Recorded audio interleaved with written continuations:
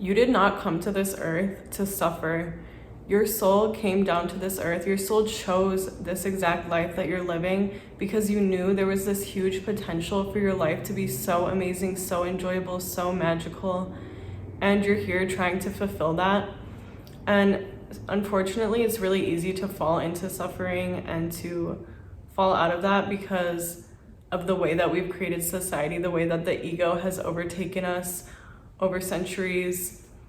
Now we've created this society that's really incompatible with our biology. So, inventing things like the internet and blue light and processed foods and all these chemicals and pesticides, and then working like a 9 to 5, working so much and never being in nature, never getting sunlight and not getting enough exercise, all the ways that we've made society so incompatible with our biology. And the way that greed has overtaken some people and egos have overtaken some people has created this society that is causing suffering in a lot of people, but we didn't come here to suffer and we're not supposed to suffer. And the natural human state is bliss and joy. I've felt it. And if you were to stop being so overstimulated, stop consuming so much media, stop going on your phone as much, and eat healthier and get sunlight every day and be in nature and be present, you would feel it too. You would feel, wow, this is what humans were made to feel like, this natural, peaceful state of bliss and joy. But unfortunately, all these circumstances have created so much suffering. And so a lot of us have reincarnated at this time into these specific bodies to be light workers and to end the suffering and try to create a more compatible society and try to rebuild society into something better where we can more easily access the state of bliss and where more people can not suffer. Heaven exists on earth and hell exists on earth, and I've experienced both. Jesus said to enter the kingdom of heaven, you must become like a little child. You must change and become like a little child. And what does this mean?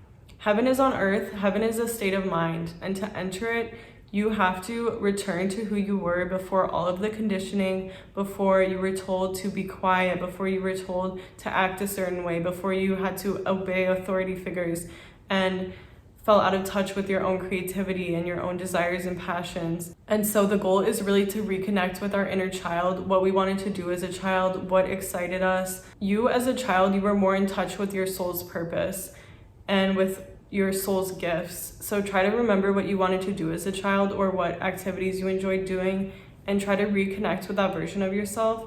And then we also have to go through this process of deconditioning ourselves and getting rid of all of the limiting beliefs and all of the negative thought patterns that have been placed on us and that have come from society. And so to enter heaven, to enter this state of bliss and happiness, we have to let go of those things and return to this state of innocence and this state of the purity of who we are and show up as our authentic selves and really go after what we truly want and what we would do if we had no fear and what we would do if we knew everything was going to work out for us, because it will if you go after that thing. And by embodying this thing, by being your authentic self, by going after your passions, you are going to help society so much. You are going to help end this cycle of suffering and make it a lot easier for a lot of people to be happy and enjoy their lives, because you're setting this energetic example and you're healing yourself, which is healing others. We're all connected. We're all part of a collective consciousness. We're all God. And so the best thing you can do for the world right now, for society right now, and for yourself right now is to be your authentic self and to go after your dreams and to return to that childlike version of you who was unaffected by all of these different things that society teaches us and unaffected by all the trauma and all the hardships that you faced. And honestly, all of those things are such a blessing and you can turn them into power. You can turn any pain into power. Think of your pain as like a paint, as like a tool, a thing that you can create with, that you can create beautiful art with. And by art, I don't literally always mean art. Obviously, any form of art is a great way to transmute your pain, but also the birth of anything, like creating a business, just any type of creation, any type of speech, any type of interaction where you're improving people's lives, you're creating something, you're bringing something to life. That is art, and that is how you're meant to use your pain. Also, if all of this is resonating with you, grounding and protection is so important right now. We have to ground ourselves. Your third eye is probably wide open, and you have to make sure that your root chakra is balanced.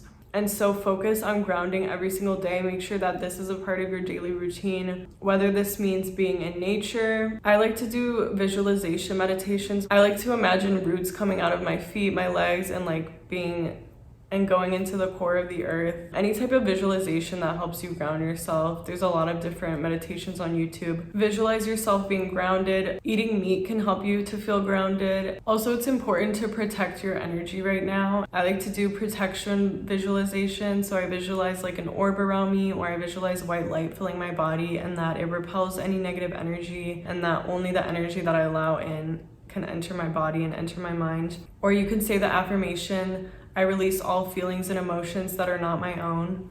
If you feel like you're picking up on a lot of energy around you, especially if you're feeling a lot of negativity right now, you're feeling overwhelmed by negativity, most likely this is not your own feelings. You're picking up on the collective energy right now. And so it's really, really important for you to protect yourself and protect your energy so that you can focus on being a light and being your authentic self, so that you can be an inspiration to others. And it's not selfish for you to only work on your own energy and only work on yourself, because that is going to have a ripple effect, that is going to be contagious, and you're setting this energetic example for everyone else. And that's truly the best thing that you can do, because if you're picking up on everyone else's energies and you're trying to transmute all of that, it's really easy to become depressed and to become overwhelmed, because that's just too much energy for one person to deal with. But if you're able to focus on your own energy and really protect your energy, it's not only what's best for you, but it's best for everyone. If you're seeing this video, it's time for you to tap into that authentic version of yourself, to tap into your soul's desires, and to live out that life, and to enjoy life and be happy and be playful, because you were not meant to suffer. You did not come here to suffer. You knew that there was this huge potential for you to live this amazing life and for you to help others and help heal the planet. So it's really important for you to get grounded, for you to protect yourself, and then for you to focus on being this childlike version of yourself. And something that I like to do is every day I say, God, please guide me, and I will do my best to listen. And if you can just follow every day the guidance of God, follow your intuition, follow what excites you, what you feel passionate about, whatever you feel like doing in that moment, and just forget about your to-do list, forget about your responsibilities. I know sometimes it's hard to do this, but as much as you can, it's actually all gonna work out still, and you're still gonna at times be motivated to do the things that you need to do. But really experiment with like taking a day doing this when you have a day off work maybe, and you'll start to see how much magic and beauty it creates in your life. Just allow God and your higher self to guide you, because they're gonna create the perfect path for you.